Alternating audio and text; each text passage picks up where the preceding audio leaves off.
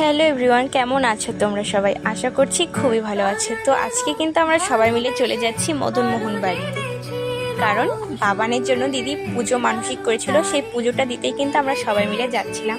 তো বলতে বলতে কিন্তু আমরা চলেও এসেছি মদন মোহন বাড়ির সামনে। দেখতেই পাচ্ছ এখনো অবধি পুজো কিন্তু শুরু হয়নি।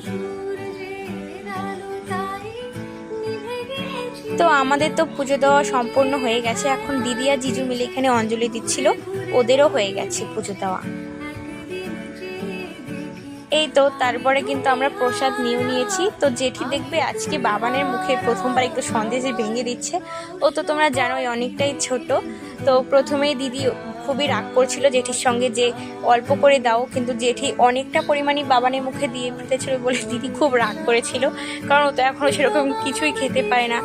তার জন্য কিন্তু দিদি খুব রাগ হয়ে গেছিল।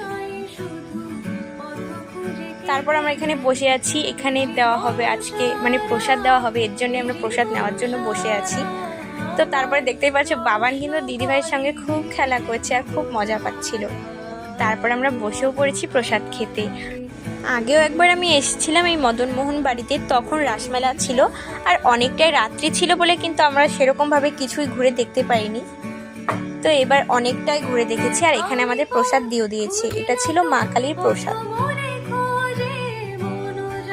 তো প্রসাদ খেয়ে এখন আমরা বেরিয়েও যাব, আর যাওয়ার পথে আমরা একটু খাওয়া দাওয়া করে নিব, কারণ আমরা তো সবাই মিলে না খেয়ে এসেছিলাম, যেহেতু পুজো দেওয়ার একটা ব্যাপার ছিল। তো আমাদের খাওয়া দাওয়া হয়ে গেছে।